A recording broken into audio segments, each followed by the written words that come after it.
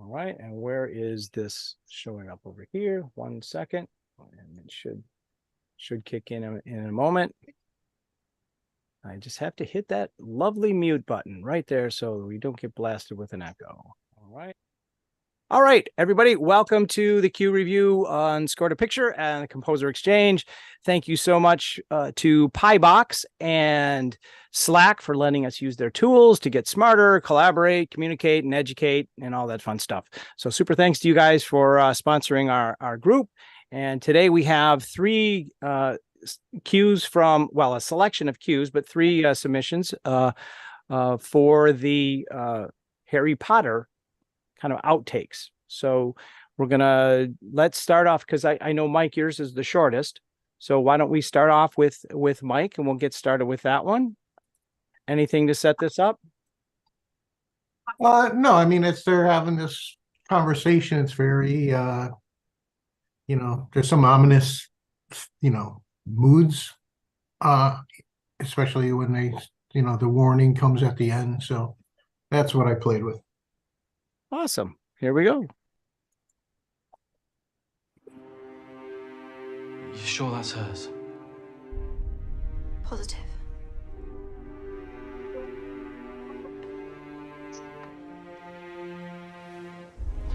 How will we know what it is when we get in there? Horcruxes can be anything. I'll know.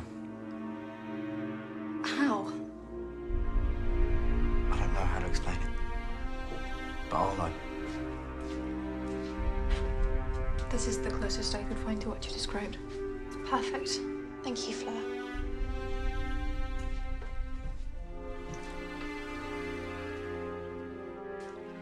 You're leaving, aren't you? In the morning. And Griphook? He's coming with us. Listen, I know goblins. If you've struck any kind of bargain with Griphook, you must be exceptionally careful to live up to it. If you don't, he won't be forgiving.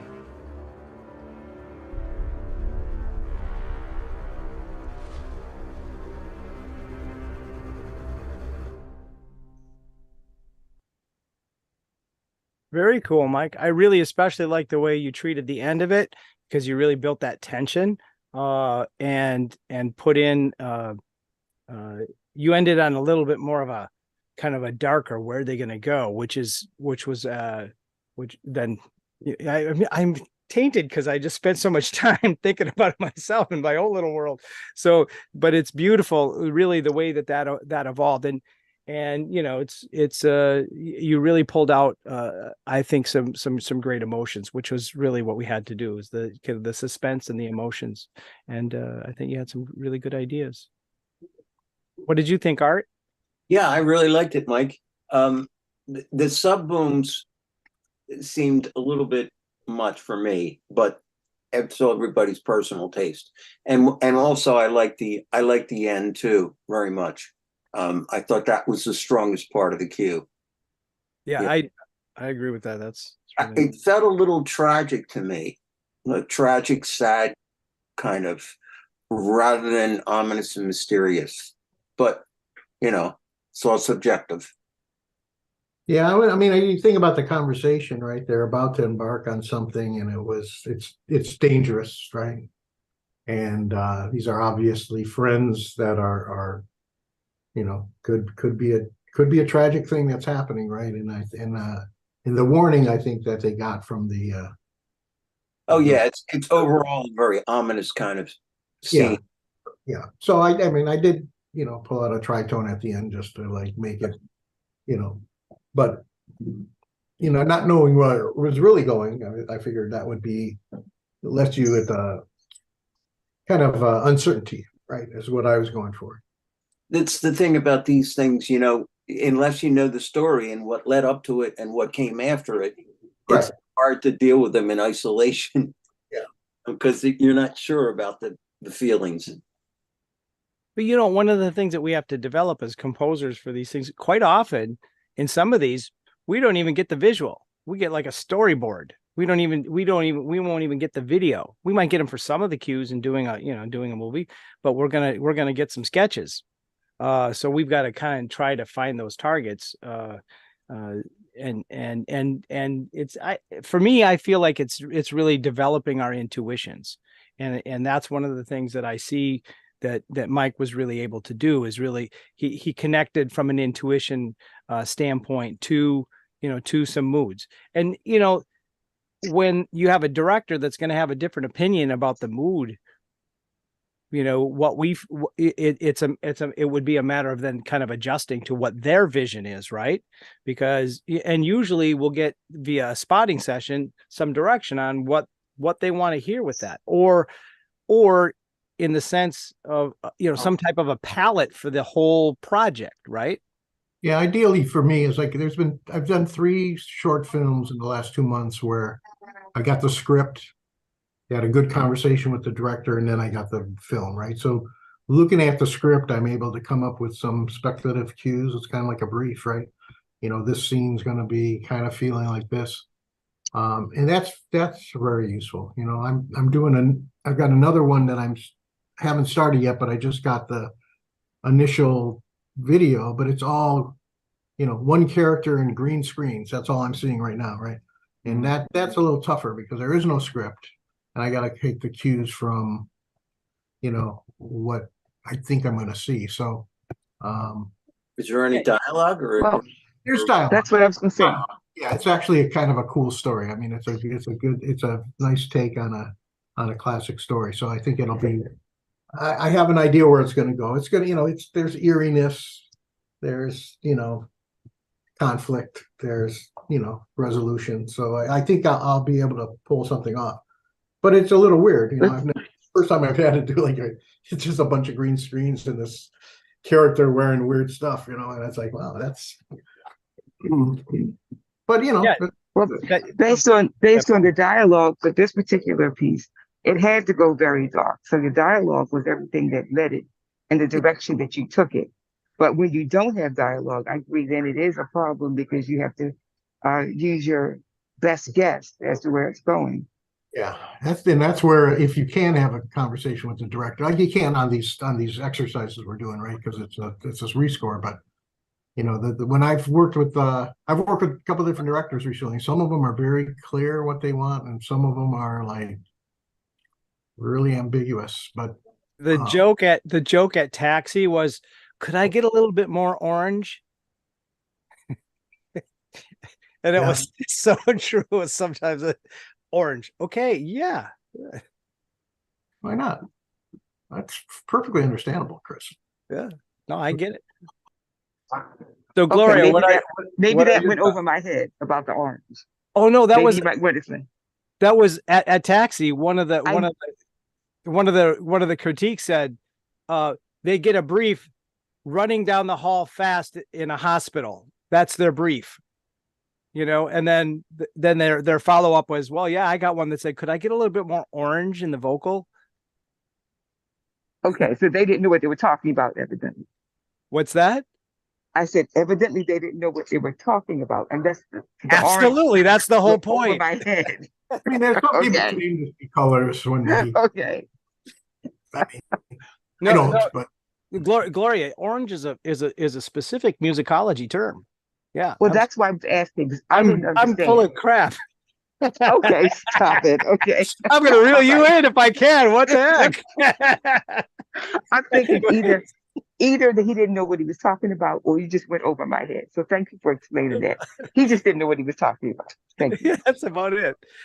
So hey, you're up. What do you think of that? What do you think about what Mike did there, and how did it affect you? Are you talking to me? Yes.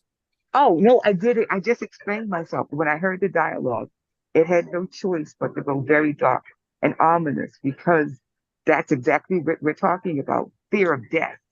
If he messes up, if he doesn't come through with that, whatever he was supposed to do. So he did Carl, right? Carl did exactly what he was supposed to do. No, actually, this is Mike.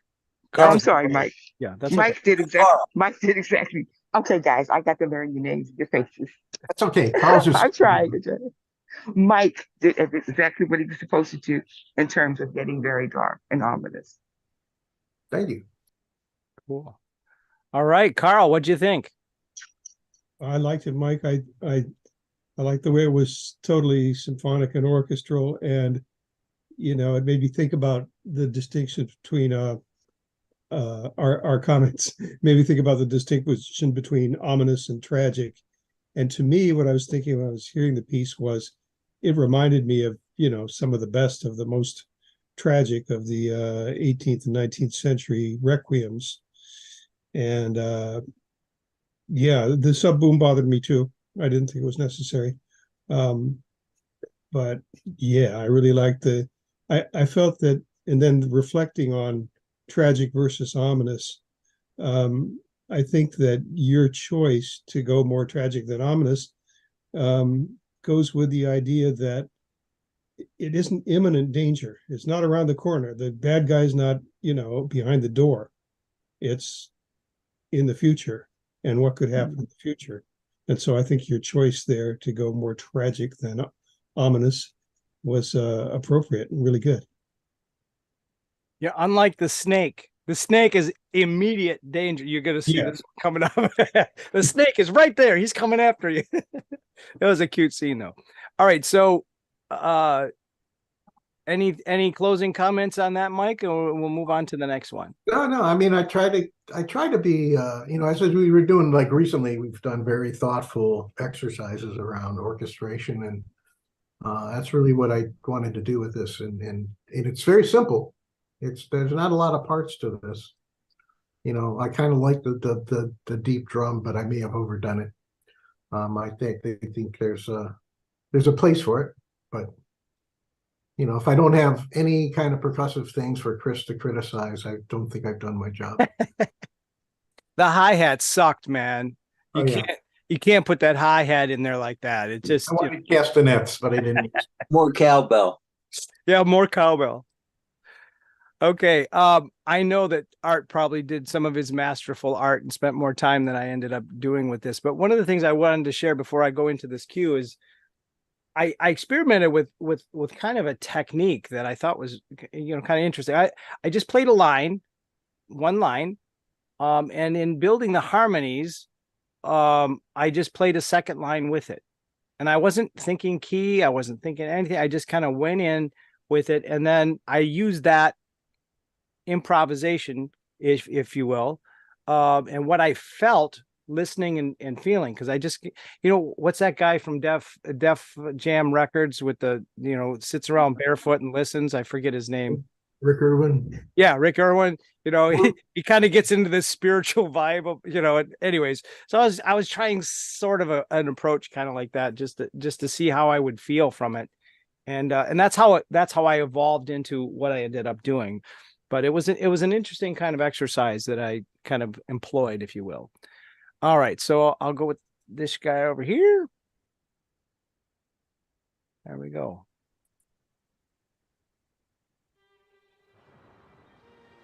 You sure that's hers? Positive.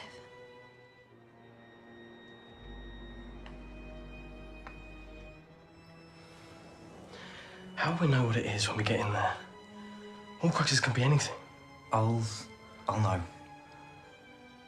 How? I don't know how to explain it, but I'll know. This is the closest I could find to what you described.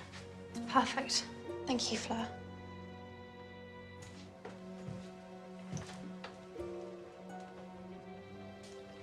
You're leaving, aren't you? In the morning, And Griphook? he's coming with us. Listen, I know goblins. If you struck any kind of bargain with Griphook, you must be exceptionally careful to live up to it. If you don't, he won't be forgiving.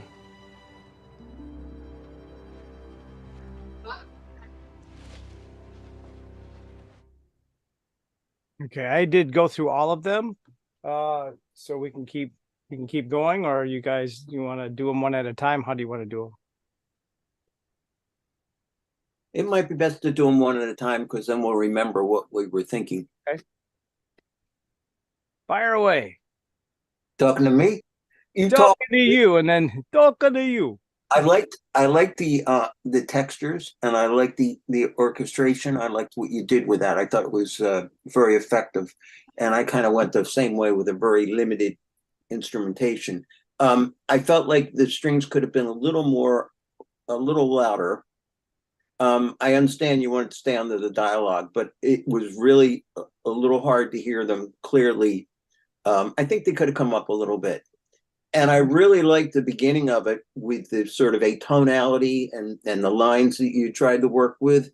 And that worked really nice. But then it sort of meandered a little bit towards the end. I thought the beginning of it was really, really effective. And after a while, it was like, okay, you know. But overall, I really liked it. I thought the approach was very cool. So yeah, great. Thank you. And yeah, when the harp came in, it was a little bit loud as compared to the strings. Yeah, that's a mix. It didn't override the narration, but the dialogue. But if the strings were a little hotter, then and brought the harp down, especially the first one, because I didn't know whether it was a piano or a harp, but it was like a chord all of a sudden, you know. Yeah. And with it all being linear, it really stuck out. Yeah. You're going to see that I use that kind of as a palette throughout these, and trying to create a palette for. I mean, right. I was very specific in this palette, if you will, I understand. for all of them. But anyways, thank you. I appreciate that. Mike, The harp. Oh, well, go ahead, Gloria. You go ahead. Oh, I was going to say the harp gave it a sort of like a fantasy feel, which I wasn't expecting. But then, based on the story of Harry Potter, I guess that's part of it as well. Does that make sense to you what I'm saying? Yeah, I agree. Yeah. It didn't end as dark as the previous one did, but still gave me the feeling of something happening. Thank you.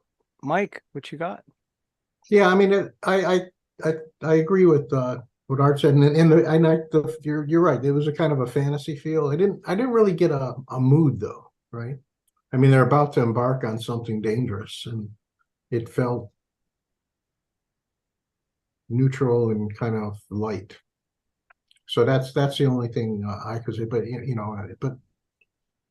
to Art's point, because I don't think the instrumentation was a problem or anything like that. I mean, except for the mix, but yeah, I wasn't really sure if it went with the dialogue. Makes sense. How about you, Carl? I like the instrumentation. I don't have much to add. I agree with Art that it could have come up a little, but I do appreciate that you were staying out of the way of the dialogue. Every time you were changing notes, it was not where there was dialogue. And I have to agree with Mike too, that it seemed a bit neutral. Yeah, that's all. Cool. All right, we'll keep going through the next one.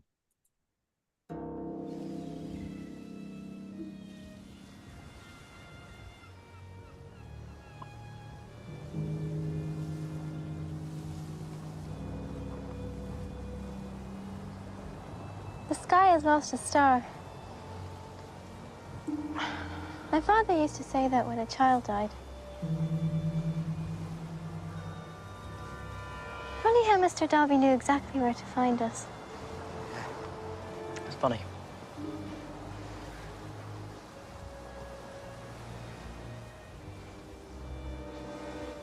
Hogwarts? It's not the place you left, you know. It's not the same. Neither am I.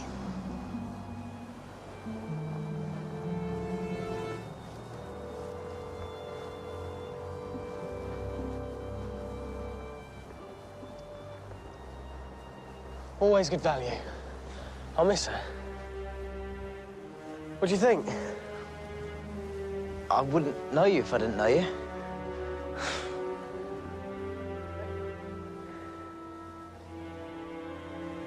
You gonna tell me what that is?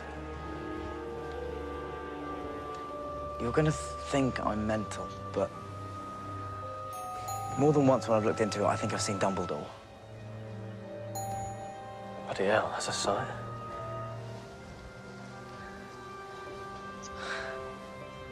Well, how do I look? Hideous. All right. So Chris, I really like this one. I really like that there was just this drifty kind of, you were in between something, and it's, you know, it's uncertain. I thought in the beginning you had these little arcs that were happening. I thought those could be like softer and longer. You know, maybe that would be it would kind of tie it together, but it you know, I really see the linear part of this, right? What you were kind of talking about, where you know, maybe you've been influenced by Ernest Toke, man. Who knows? Maybe this is where that came from, because it was very, you know, we couldn't really tell what, you know, you know, or there's not really changes in here, but there's like, it's just kind of floating around like a you know, modern classical piece almost, right? So I thought that one I think worked really well. A little too happy at the end, because I like sad, tragic things. But I know you don't know what the end is. You don't know what the, yeah. You know, she's like, you know, do I look ridiculous or what? You know, I mean, yeah. You know, no, it's good. Yeah, like, you know, it's good. No, this one was. I'd be very curious to see what you actually played on this, just because it's like so. You know, from a what the threads were, right? Because it was good. I liked it. Thank you. Happy to share. Art. Well, this scene was the most difficult to score, because there are several different ideas in the same scene, several different motions in the same scene. And four characters. Yeah, and changes in emotion within the scene.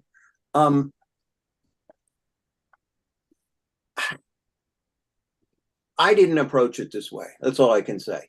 I felt it was a little too tense, a little too suspenseful, like somebody was going to jump out behind the gravestone or something. I felt like, you know, it was a little too horror film kind of thing. But everybody's got an opinion. Like, you know, like a car salesman says, you know, there's a seat for everybody, you know? And I didn't approach it this way. So yeah, that's all I can say. That's okay. Yeah, I mean, and this is the hard thing about critiquing these things is like, okay, I got my mindset that I went in the direction, and like, how do I get out of it to be able to look, you know, because you like, I want it to go like this, but it goes like that. This scene was the most difficult. Yeah, I agree. I actually tried to score this scene, and I really didn't like what I did, so I didn't share it. You know, I spared all you people. So but no, that's why it's so impressive. It's like, oh yeah, I didn't think of that. That was good. So it goes both ways, right? Thank you. How about you, Gloria? Well, I listened to the sparkly instrumentation, and I thought it really worked at the end because it felt kind of light. As you're saying, the emotion there seemed to be, I don't really know the story well, but it seemed like she was kind of making a joke about the fact that her dress was a little odd, which made it seem light. So the sparkly instrumentation, I thought, worked really well for that part of the scene. Cool, thank you. Carl. So the first part where it was rather ambient and abstract, at first I was thinking, too modern, too 20th century, too abstract, but then it quickly grew on me and I liked it. So, and then as we got halfway through, when you started introducing the more chimey and things and lighten the mood, I thought that was the right move too, because I think, you know, when she says, how do I look? That's like that's a moment of comic relief in the whatever the theme is in this area. And so playing on that, capitalizing on that is just fine, I think. And it didn't need to be, this cue didn't need to be ominous. Right. So well done. Thank you. Then we'll move on to the next one. Do you hear from the others much? From the Order? The order's finished. You know who has won. Whoever says otherwise is fooling themselves. We need to get into Hogwarts tonight. Your brother gave me a job to do. Did he now? Nice job. Easy? No, I reckon not. Piece of advice. My brother's dead. So unless you fancy joining him, I would forget about any job he gave you. Professor Dumbledore cared about Harry very much. Oh, funny that. Because it was the people my brother cared about that tended to get hurt. I had trouble getting the right oboe sound, but whoops, wait. Go ahead. Mike, quick. Yeah, no, I liked the piece, but I don't know if it really fit. You know, I mean, it was like this was another ominous scene, right? Where it's warnings. There's, you know, they talk about his brother's death. He's about to go on this potentially fatal mission that you should think twice about. And it just didn't, I mean, I like the piece, but I don't think it, you know, musically, but I don't think it really worked with the scene. I can't put my finger on it, but that's my first impression. For me, it was the oboe, but yeah, I agree. The oboe's too much. It has too much of a.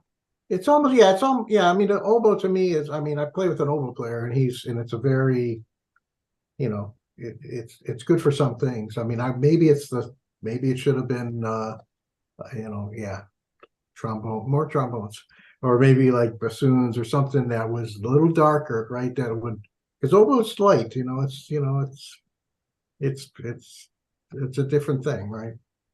I agree. So that could be the instrument. It could have been the instrumentation. Would have changed it. But I think my hour and a half limit, or you know, limit. No, I mean, hey, I agree. I didn't make it this far, but you're asking. But this is my impression as somebody without any preconceived notion on this scene, since I don't have any. But this, yeah, it looks like an old painting in this particular setting. That's pretty nice. But I'm looking for that loaf of bread. You know, the typical Christian painting. Art probably has one on his wall in the back over there. Every farmhouse in Wisconsin had one. Go ahead, Art. Yeah, this was a tough scene too, because there's so much dialogue, and you think Harry's dark in these films until you meet this guy, and he's like such a downer. He's a cynic. He's such a downer. I love Hermione's faces that she's making at him. Like, it's like, oh, you asshole, you know. But yeah, I too felt that the instrumentation was a little bit light for the scene, and I didn't get like an overall ominous kind of feeling, which is what the scene's about too. I know there's like several ominous scenes that's like, how do you know, the thing is, when you set up a palette that you set up and you said you continued through the whole thing, the palette may not work for all the scenes. That's the problem, you know?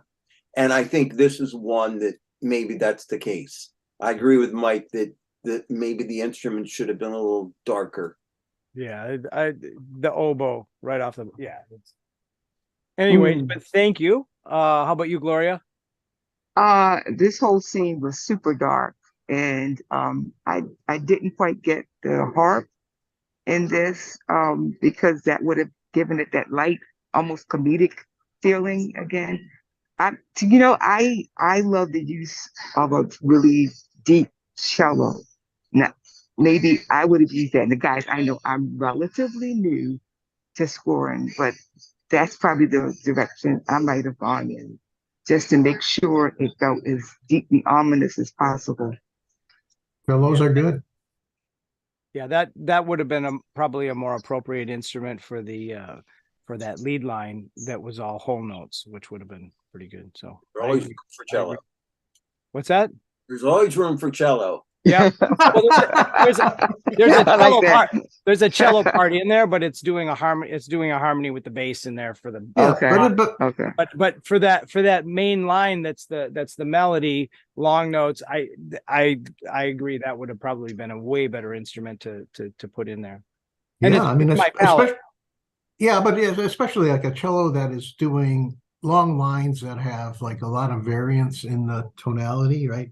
Based on, you know, if you have that kind of ability in your samples or natural cello player, I mean, that to me would make it like sing, you know. like a Tina Guo cello. Yeah, they're very emotional and Yeah, I agree. That when I do my remix, I'll get there. How about you, Carl? Yeah, I'm on the same page. Oops. Hello. You're here. You're on a different page? Okay, good. I'm on the same page. It's a short cue, so there's not a lot of time for development, but I felt it needed a little more drama. There's a couple places in his dialogue, you know, like where he says, "My brother is dead," that perhaps a martelli, a down bow on the cello would have been the perfect accent for that. And then there was another one right after that. So yeah, I just thought it needed a little soupçon of more drama. Okay. And that's it. Thank you. Cared about that tended to get hurt.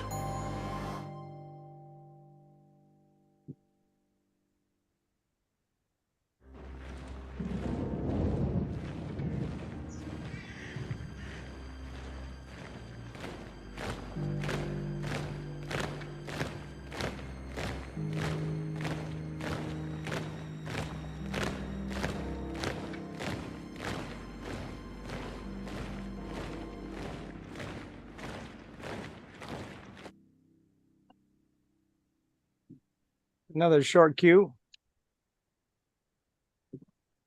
Mike. no, I mean I think that was appropriate. I mean, it's kind of hard to tell what's going to happen next, but no, I mean it was that was ominous.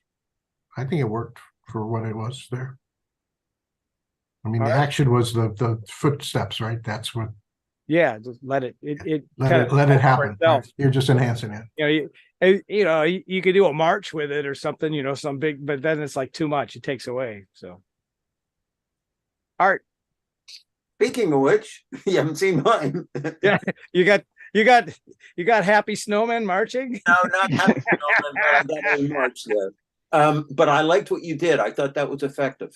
I really do. And I didn't go that route at all, but I think that worked.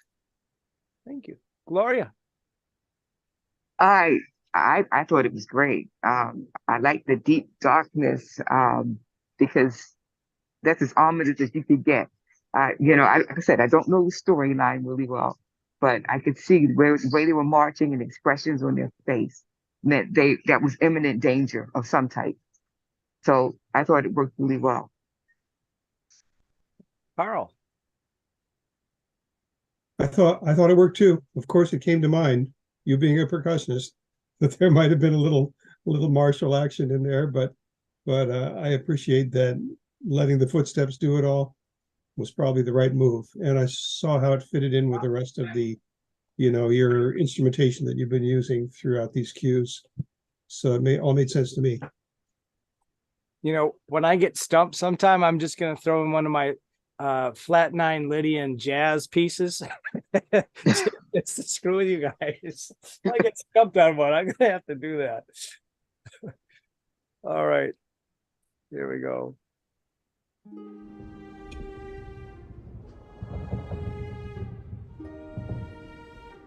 Seamus!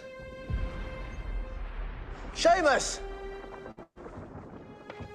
You do know what you're doing, don't you?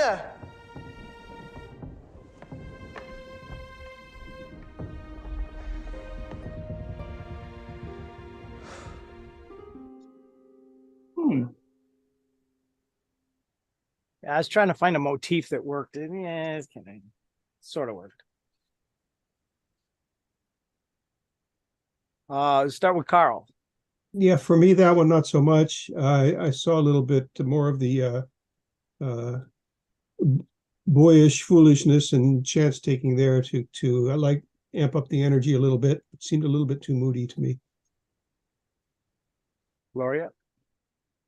I didn't know what was about to happen. I thought maybe he was about to fall, so maybe some sense of being ominous, but not a deep sense of it.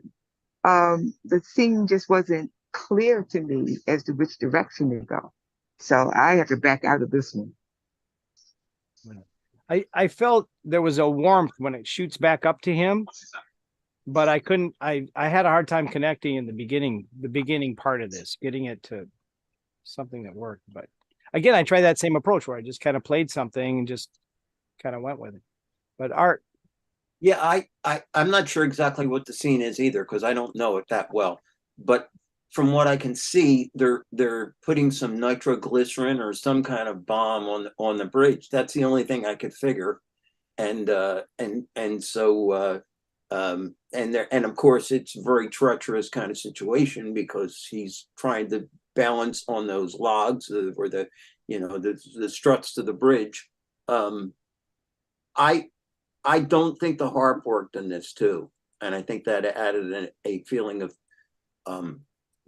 comfort or security when the scene was anything but.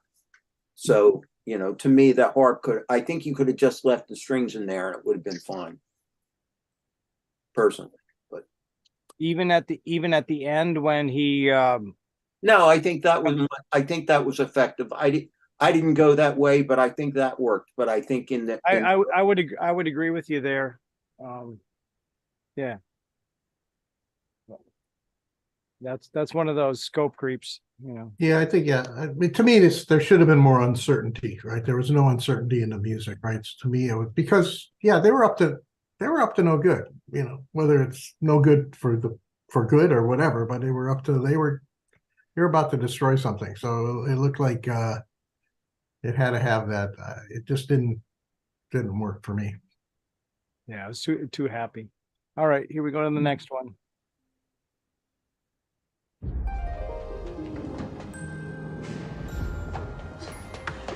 You shouldn't have. It's Teddy who needs you. He'll sleep till dawn and snore like his father. It's you that needs me tonight. Boy, that was a long cue. I was like, fuck. Oh, go ahead, Carl. You start with that. Carl? Too quick to have much of a comment. I thought maybe as she rushed toward him, you could have had some rushing violins with a tiny crescendo in it. Other than that, I thought it worked fine. How about you, Gloria? Thanks for that tip. That's a good idea. It was a happy scene, and so the harp being played as she ran towards him, I thought worked really well because it kind of emulated her footsteps, the way the harp was moving. So I thought it worked well, even though it was short and didn't give you a real big opportunity to understand fully, but you could see it was a happy reunion.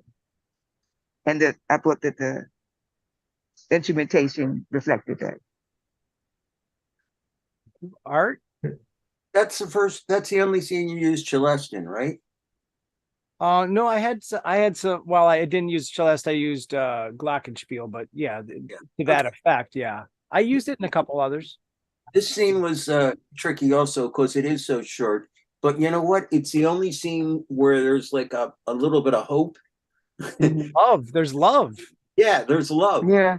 I think you could have gone that direction a little more. I think maybe you underscored that a bit. I went the obvious way. You got gooey, didn't you? Yeah, I got gooey. It's the only scene. Okay. It's like not like ominous and like horrible and like we're gonna die and all that. I think Art had like Luther Vandross singing in the background. Yeah, exactly. No, I didn't know that. Okay, I didn't know. There's difference between love and lust, you see. You know Bridgerton, I that was just movie, speculating. Bridgerton did a lot of those kinds of things. They would have, they'd have a lot of this traditional classical stuff, but they'd put a pop tune orchestrated, in there for All the time. familiar Yes. melody. It's like, it was a cool idea. He really did some neat things. But anyways, any comments, Mike? No, good. I think it worked. It's hard when it's 15 seconds long, right? But it was happy. There was love. It was I'm good. going for That those worked. 3,000 cues, right? That and works. Yeah. 3,000 cues. I do them I have all. I have 15 seconds. yeah, I have an under 30-second playlist that I'm compiling. Yeah, but go ahead. Cool. All right, next one.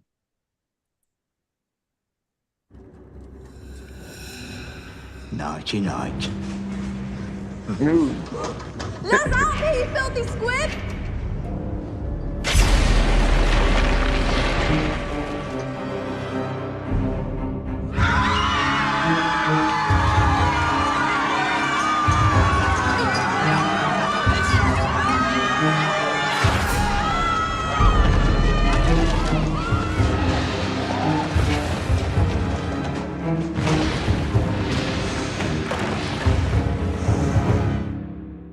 Ooh. Dark and ominous.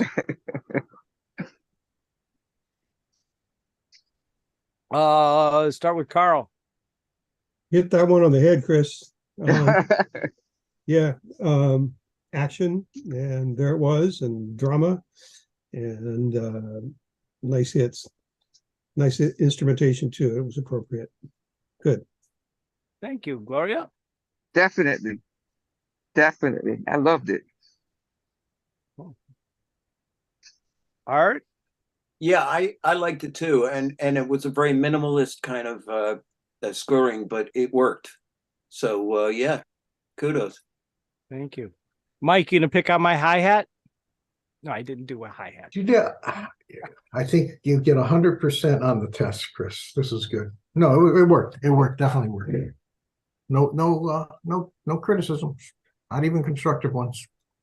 Thank you. Now the next one, you talk about getting out of dialogue. I wanted to have some punchiness in there, but I really had to. I kind of played along to get the feel with those punches, but coming up. But I went back and really pulled it out to make sure that the dialogue didn't get in the way. That's and being aware of that as we're doing this, dialogue is king. Is one of the main things that we kind of have to look out for. So here we go.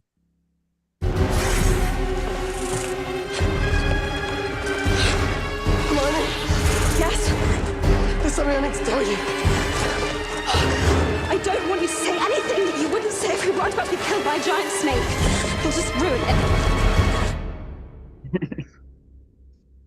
A little snaky business there. Go ahead, Mike. The snake is fake. No. Oh, it is? No. I know. No, that was good. It was tense. That was tense. I think it worked. I think that was right on target with the mood of the scene, I thought. Those are all like really easy to, quick sample, Sure. Boom. Imagine having to do that with a real orchestra and all that. That would be a lot of work. Just for something that you can kind of create that without. I mean, the hits are like 15 instruments, right? It's a consolidated patch with, but it's kind of cool. The tools that are here compared to having to do it the old school way. But Art. Yeah, that worked. And yes, this was a tricky one because of the dialogue and staying out of the way, but yet having the action and all the things that you need for this kind of scene. So yeah, that worked. Good. Thank you. Gloria? Yeah, that worked perfectly. I like that bass, and I think it was like 3 bass notes in a row that kind of made me feel like it followed the slithering snake. So yeah, that worked really well. Thank you. Carl? Thought it worked fine too. I just would have liked to hear a little bit rounder or bassier timpani hits, but that's me. Cool beans. All right. Well, I appreciate the comments. I will do some revisions on that because I do want to put that up on my demo reel, but got to fix a couple things, and the feedback is really helpful. Now, our master. Well, you spent an hour and a half on this. I spent a lot more time than an hour and a half. Well, I did. We're expecting a lot then. I spent more than an hour and a half. I spent 2 hours on the first one alone, and then an hour and a half because I was trying to be picky. But anyways, I don't want to, And I treated these all as separate entities, so I didn't use the same palette throughout. I used different palettes depending on what I thought it needed. Oh, cool. I'm looking forward to it. Here we go. You sure that's hers? Positive.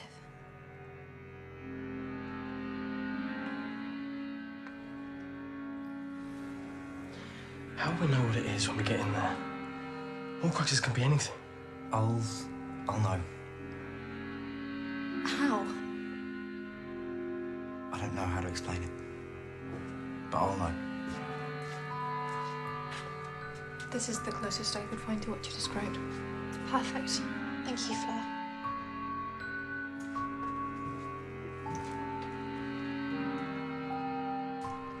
You're leaving, aren't you? In the morning. And Griphook? He's coming with us. Listen, I know goblins. If you struck any kind of bargain with Griphook, you must be exceptionally careful to live up to it. If you don't, he won't be forgiving.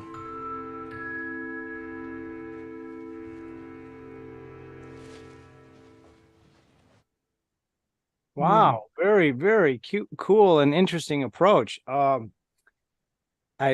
love your orchestration with the clarinets there.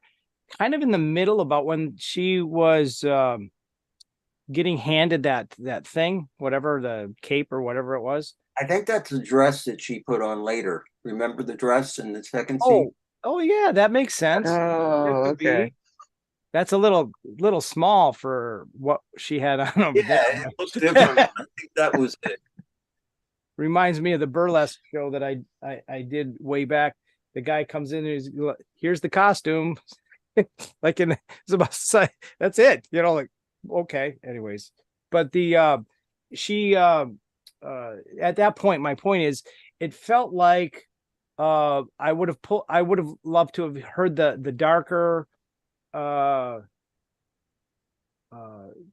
lower clarinet kind of come back a little bit, and maybe flavor it with something in a little bit higher register just for a little while, kind of in that middle section, because it worked coming back again at the end, but it just felt like it felt a little bit too much just for that length of time. Just kind of give me a break so that I can get the full effect of it. But I mean, orchestration wise and the harmonies and everything else, it was a beautiful piece. Well done,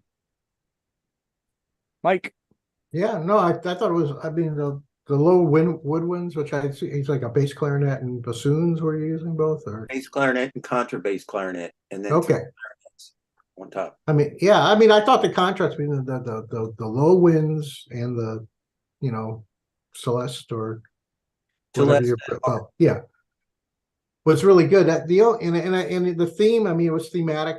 It was, but for the scene where they're being warned, towards the end, it kind of like left, on an up note. To me, it's more of a uncertainty at the end, right? Just from a fitting the scene, I thought maybe there should be something, could even be like a lower bill or something that would portend the uncertain journey they're about to go on, right? To me, it left too happy.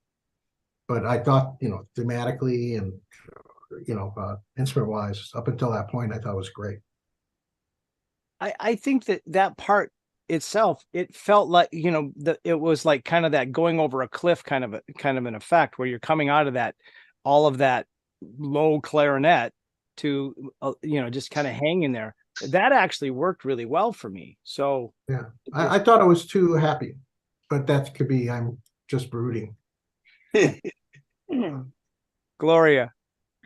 I really like the Celeste playing like minor notes. That gave it that feeling of uncertainty. But after the statement was made about you can't trust, was it a goblin? If you can't trust him, I think maybe it would have been even better if it had gotten really dark then to kind of emphasize the danger. But other than that, I thought it was great. Carl?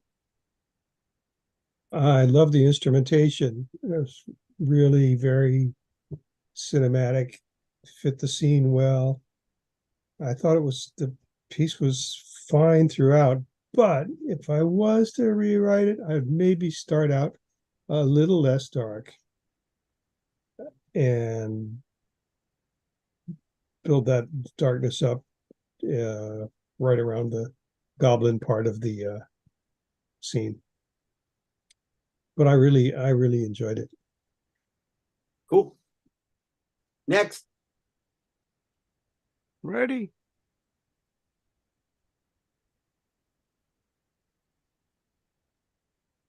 Is it going? Yeah.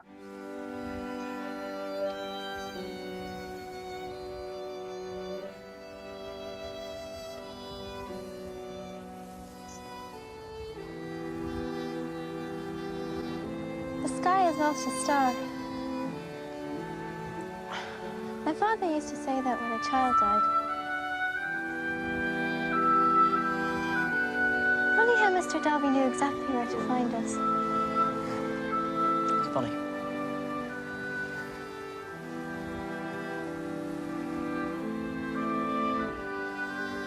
Hogwarts? It's not the place you left, you know. It's not the same. Neither am I.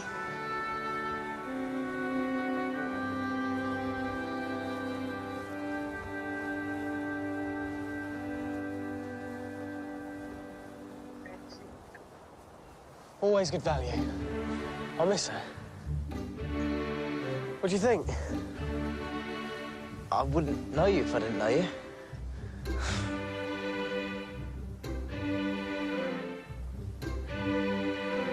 You gonna tell me what that is? You're gonna think I'm mental, but more than once when I've looked into it, I think I've seen Dumbledore. Bloody hell, that's a sign.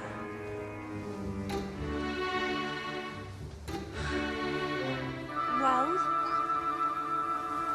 how do I look? Hideous. Cool. I love the end. I absolutely loved it.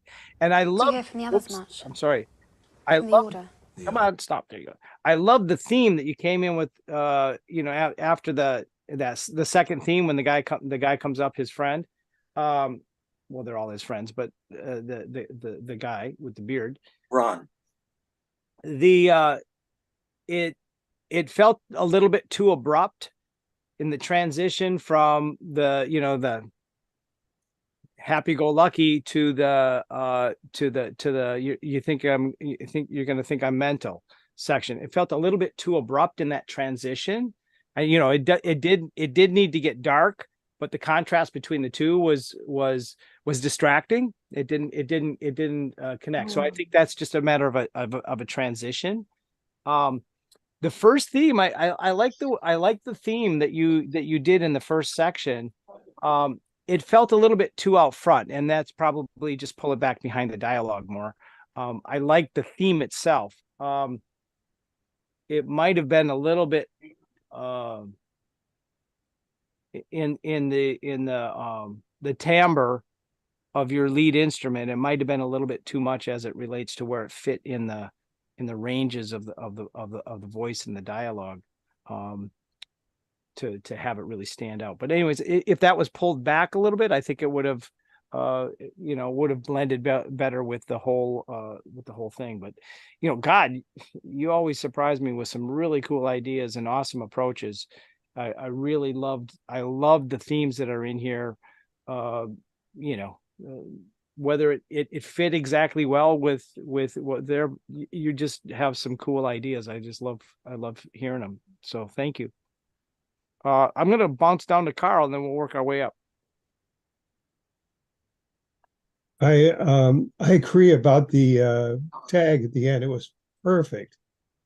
The way you ended the scene. That was cool. That was perfect. It's so good.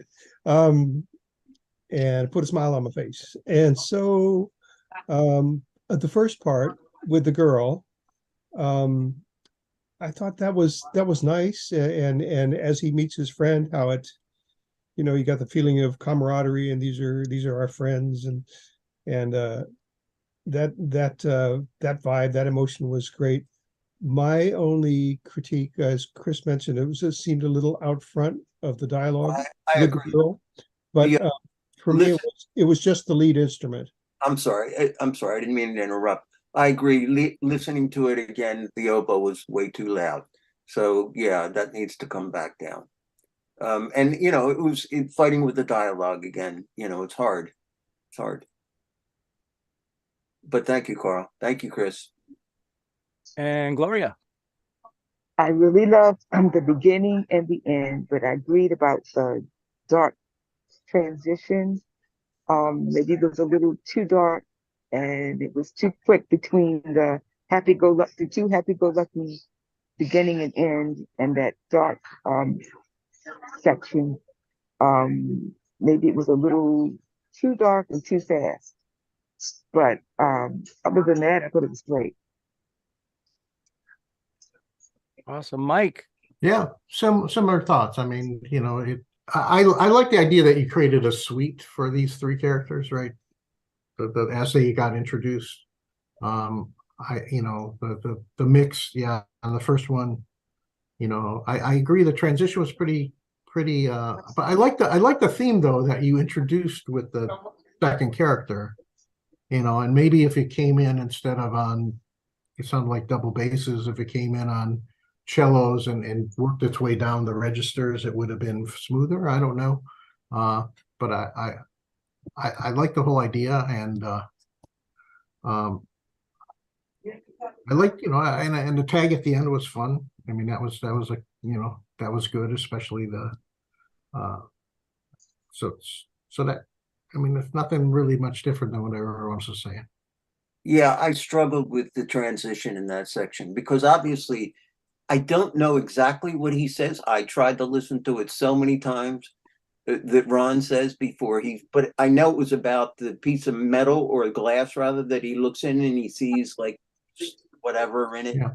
So it was an ominous kind of thing. So I wanted to go to that, but it was really hard to go from the comic relief section to the, not comic relief, but the later section to the darker section. Yeah, no, I mean, it was a very like melancholy, not melancholy, but it was like, the two were actually obviously friends and they're about to split up, and again, some uncertainty, but it was like a little sadness, but camaraderie, all wrapped up in one. I think the first theme was perfect, but maybe as you're introducing that little motif that you had with the lower strings for the second character, maybe that would have been you faded in with some higher register stuff until the ominous statement gets made, and then boom.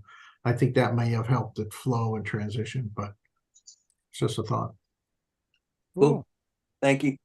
On to the next one. Do you hear from the others much?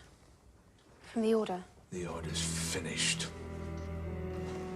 You know who has won. There's your drama. Whoever says otherwise is fooling themselves. We need to get into Hogwarts tonight. Your brother gave me a job to do. Did he now? Nice job. Easy?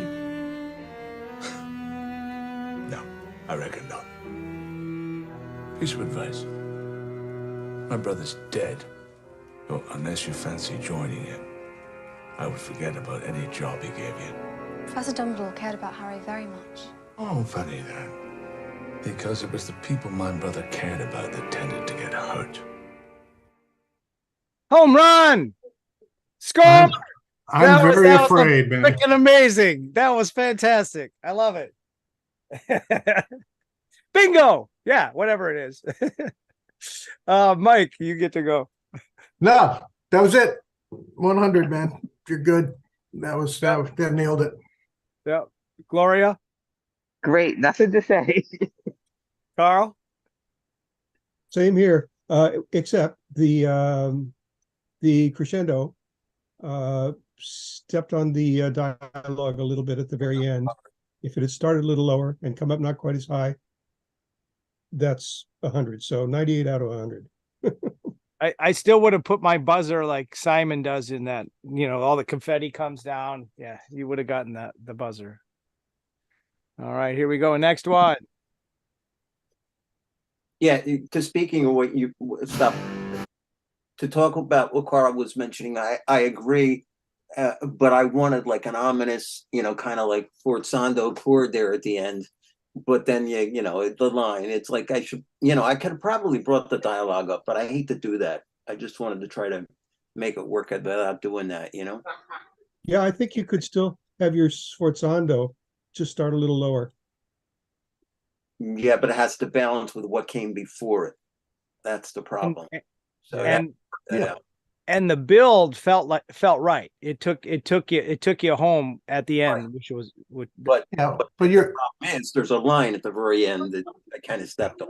But you're building with an articulation that is, has aggression, but it could have been less volume. You still have the aggression, right? This is a hard thing to do to find out. It's hard to do with samples. It's not the real world, Yeah, I mean, sometimes sidechain compression works for that kind of stuff where you have, the dialogue track compressing only when it's speaking a certain track, right? Or the score itself. I've done that as a way to get around some of these conflicts. That way the music can be as intense as it has to be, even though it's quieter, right? Cool. I'll think about that. Thanks, Mike. Yeah. All right, next cue.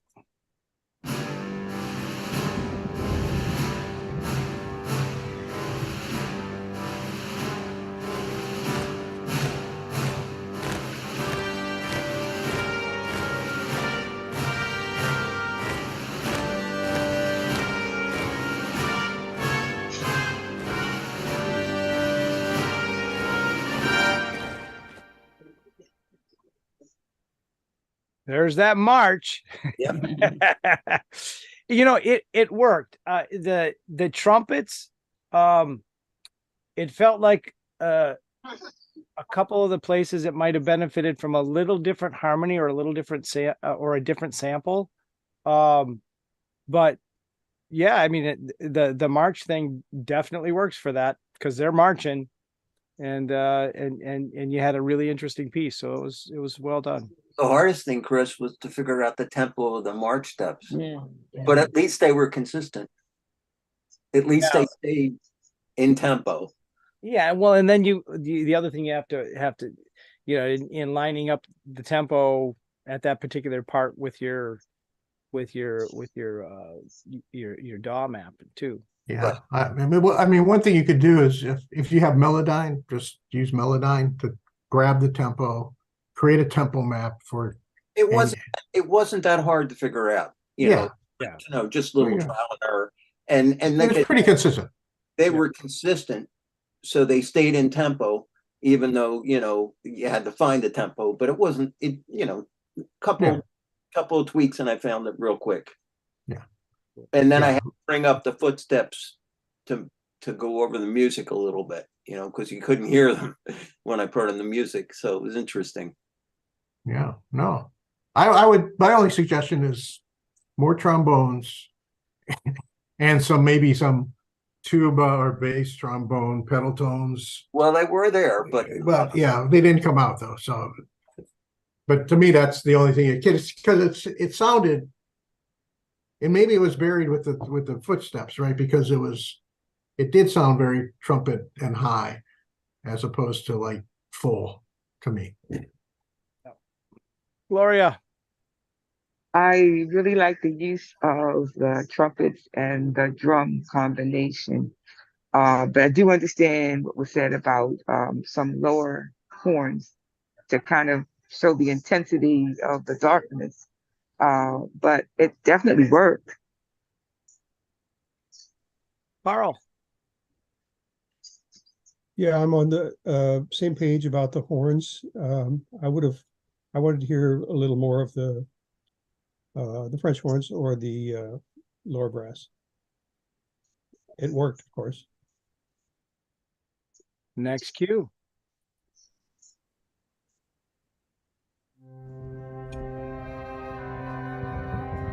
Yep. Seamus! Seamus! You do know what you're doing, don't you?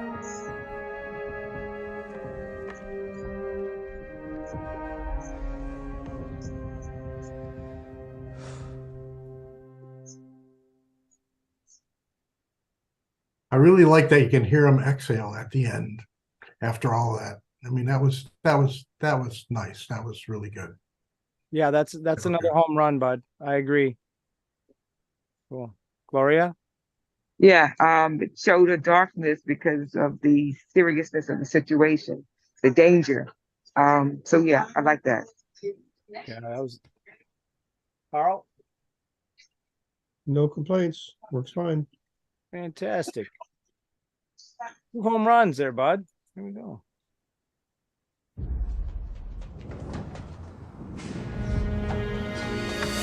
You shouldn't have. Teddy, I need you. He'll sleep till dawn and snore like his father. It's you that needs me tonight. Oh yeah, he got gooey, and good job, it got gooey. Perfect. Oops, I'm sorry. What you got, Carl? I'm gonna let you go. That was good goo. Gone with the wind. Hello, Scarlett. That was beautiful. Gloria? Sweet love. Yes, it was. That's what it showed. Cool. No, yeah, the heels are alive.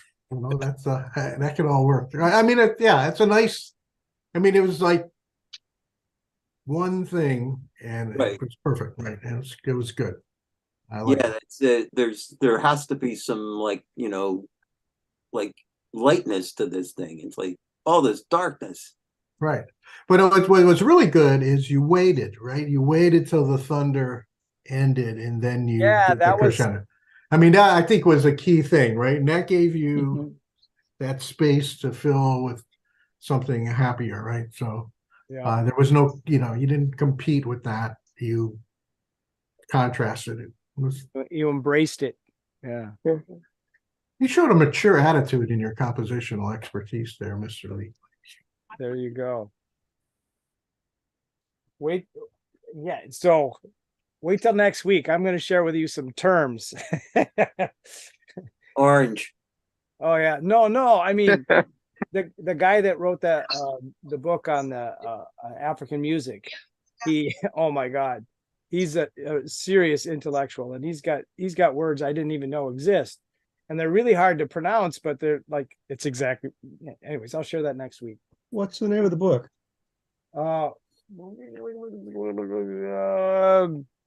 It's the one that Tony recommended. Put it in the chat when you get a chance. Yeah, I will. Well, we're gonna do a whole session on it next week. Cool. Yeah, man. Do you do this the same time? Oops. No, do you not? No, that's the Harmony chat version. Oh, okay. That's a different one. I'll share it in a second because I have what is the name of it? Nope, that's the wrong one. It's over here somewhere. Anyways, we'll get on to the queue here. All right. Sorry.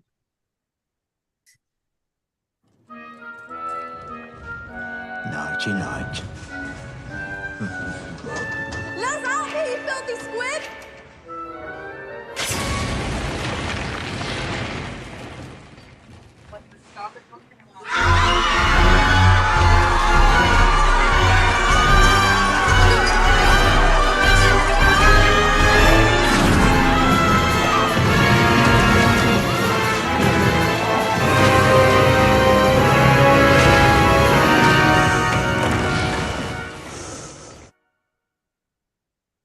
The beginning was way over his dialogue, and it didn't. Wow, it didn't seem to fit.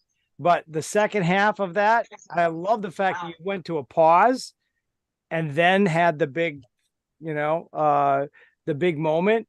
That the pause before, I think it was after the explosion, or whatever. That was really cool. But the intro thing, I would have loved to have seen, and maybe just because I did that darkness in there, but you've got kind of this evil guy, and that the theme was almost like too busy. It just needed to be more spacious, less activity. That's my thinking, anyways. So, but I love the theme at the end. Let me get. Are we breaking up, or am I hearing something else? What is this? I don't know. Oh, I was hearing some kind of thing in here. So, okay. Maybe it's field mice in your trailer there. Yeah, well, that's a whole nother thing. Anyways, go ahead, Mike. No, I liked it. I mean, it had that kind of Flash Gordon B movie kind of like feel to me. It was like it was definitely cool. And I didn't think of it at the time, but I thought the introduction was maybe a little too loud. I mean, because it's got the sinister, it was almost comical, right? That he's doing, and then the explosion happens and it becomes this action thing, which was really good. I mean, I liked it. It may, the beginning may have benefited from a little simpler theme, but I wasn't thinking that at the time until Chris planted that idea in my head. That's all I have. That's an interesting point, because okay, so I compare it to how I approach it, being dark and that sort of thing, but it all depends on context, because if it is more sinister and a little bit more comical, if you will, then the approach is different. It's close, it's what you did there. So it really depends on the context of where a scene like this fits in the movie, and the tone of the characters that in there. So it's really it's interesting that you took that approach. I agree, Chris. But the thing is, the guy who's locking the kids up is like the caretaker of Hogwarts, and he's sort of a buffoonish character. Right, then that's what I got, that comic effect. So that was perfect then. If that was what you were aiming at, then that's perfect. I mean, he's somebody like that nobody takes seriously, So, right. Well, and like, if he was the evil guy, they would have mowed him over. Something would have happened to him. That was the thing that seemed odd, and that's where you caught something that I missed, which was, but there's no way to know the context of who that character is unless I saw the movie, which I didn't see the movie. So that was that's really interesting. But how important context is to where this scene fits in, I feel so. That really is an interesting learning moment. And you did nail the treachery of the terrible blonde kid. Yeah, because you knew something no good was going to come out of that whole yeah. I had it in like major when all the kids were running, and then I went right to with the heart bliss and then minor, when McAvoy shows up. Gloria. As I am so glad somebody else thought it was comedic, because that was my take, and I was wondering why it wasn't darker there. But now, because I haven't seen the movie, now it makes sense that you went in that direction, because I was a little confused when it became comedic, but I get it now. Now it makes sense. But maybe it could have gotten a little darker when they showed the blonde kid. Well, I don't know. it was pretty dark there, but you know, everybody's different. You know, yeah. Like I said, you know, major, and when he comes in, it goes to like a real dark minor. But you know, and maybe that's my mistake because I was focusing on the comedic part, and then and maybe I was still thinking comedic when it got to the dark part. So maybe I have to take that back. Then maybe it was more me than you. Yeah. Well, that's an interesting thing that we should consider as we get into these things. When there's like a series of cues like this, if we do this again, maybe we do want to try to put them in context as opposed to just shooting in the dark, and have kind of an agreed spotting session, if you will, for that. But anyways, Carl. I thought it was too loud. What? Yeah, I thought it was too loud. You're an old man. No, I'm just. We're compensating with, No, I like the orchestration. I like the sound of it. It was great. And I like the way it wasn't ominous or dark at all as they got sprung, and that you made the change when we saw our blonde headed character. So everything worked. I just thought it was too loud. It's an easy tweak. All right, on to the last one here. Let's see how we did with Snakeland.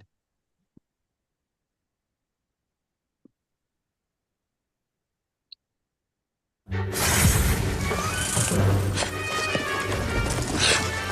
on in. Yes? There's something I need to tell you. I don't want you to say anything that you wouldn't say if you weren't about to be killed by a giant snake.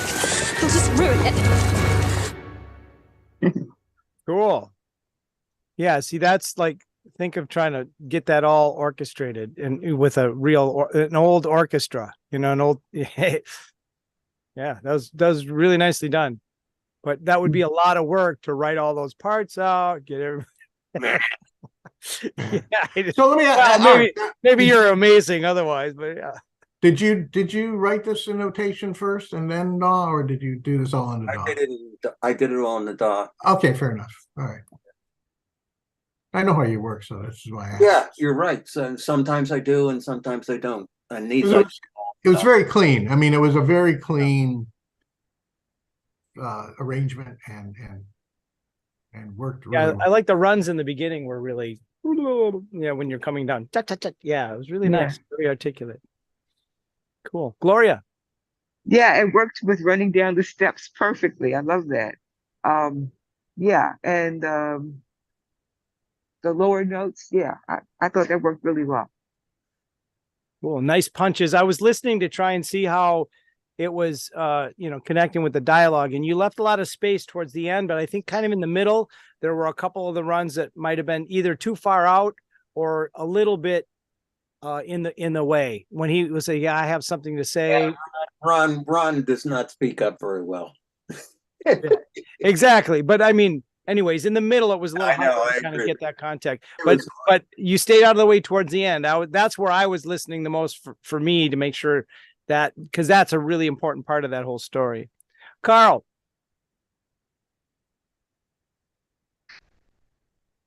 You're muted, bud. I thought it had a really good slither, Art. There's some slither was good, and the high woodwinds made that work. It's a great accent, and I like the punches too. It was nice and punchy and active and action. It was great. Which one? I got to write. Nice slither. Okay, I got to put this in. Okay. There we go. Made it to the list there, buddy. All right. So which one am I? Am I over here? Cool. Awesome. I think we got everybody with this one. And our queue is done. We got a new line item in our working document, and we had a lot of fun. I hope you guys did. It was a challenge to do this, but it was great to see for me as a different perspective, because Art, you always come at it with such a different approach, and and you, Mike. I appreciate you guys putting that in. Hopefully we'll have some more cues next time. We're going to talk about what we're going to do next time offline, but thank you everybody for participating in the Score to Picture session, cue review.